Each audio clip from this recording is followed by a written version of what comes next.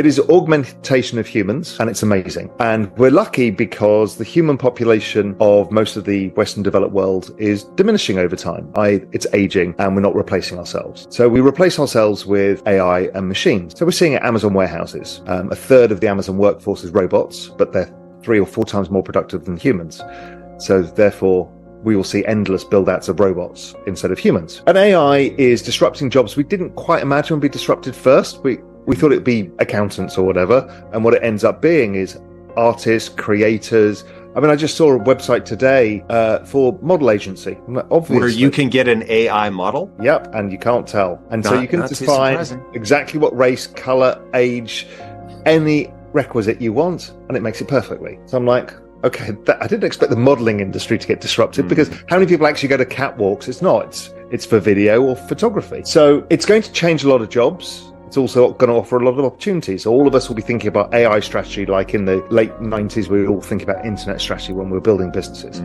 Fine, okay, we can deal with that. The issue is Moore's law and the exponentiality of all of this. So these language models, these large language models, LLMs, which ChatGPT came out with, increasing exponentially in their power of an order of magnitude that we can't get our heads around because we think in linear terms because we're dumb humans. So these things are doubling, tripling every year or less. And this was the fastest, you've heard me use this phrase before, the fastest adoption of technology in all history was crypto, blockchain technology. ChatGPT went from 0 to 100 million users in a month. Okay, so now we've got AI that is like a virus. It is so unstoppable. And we've got 2 or 3 different people building it at scale: Google, Amazon, Microsoft with OpenAI, and then Stability AI is an open source network AI, which is almost unstoppable because it's doubly viral. Because you've got, so this is going on. The computational power is exploding. The cost of compute is going down,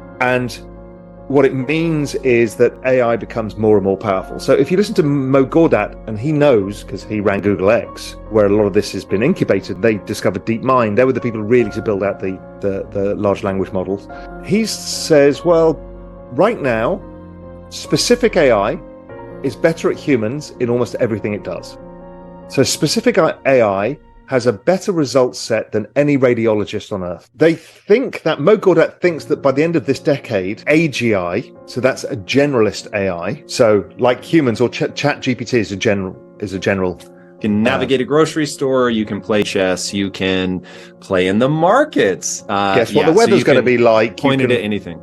Anything. You know, like I could ask you a question, you can ask me a question. So he thinks that with the computational power and the progression of where this is going, that it's almost certain that by the end of this decade, we get to the point where AI is smarter than humans. Now, we don't really worry about that because we already think it's smarter than us at doing certain things, and soon it'll be smarter than us at driving cars, and it's already smarter than us at flying planes. We just kind of take it for granted. We don't see it.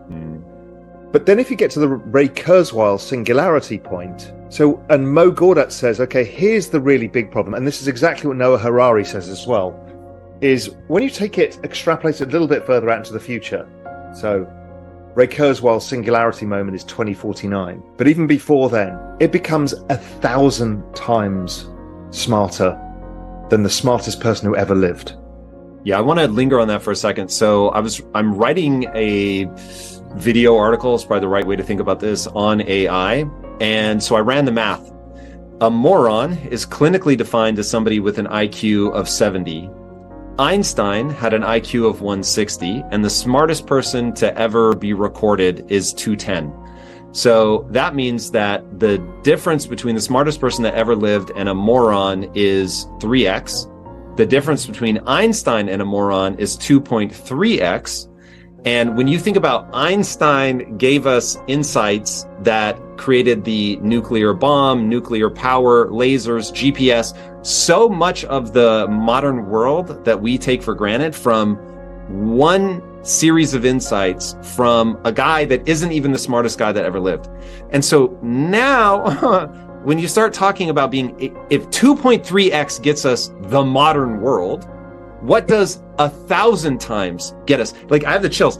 I don't think people understand the orders of magnitude that we're talking about.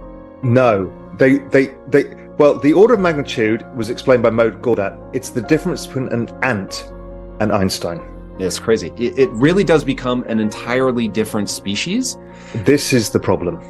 Yes, I agree with that definition, and it's Ray Kurzweil's definition.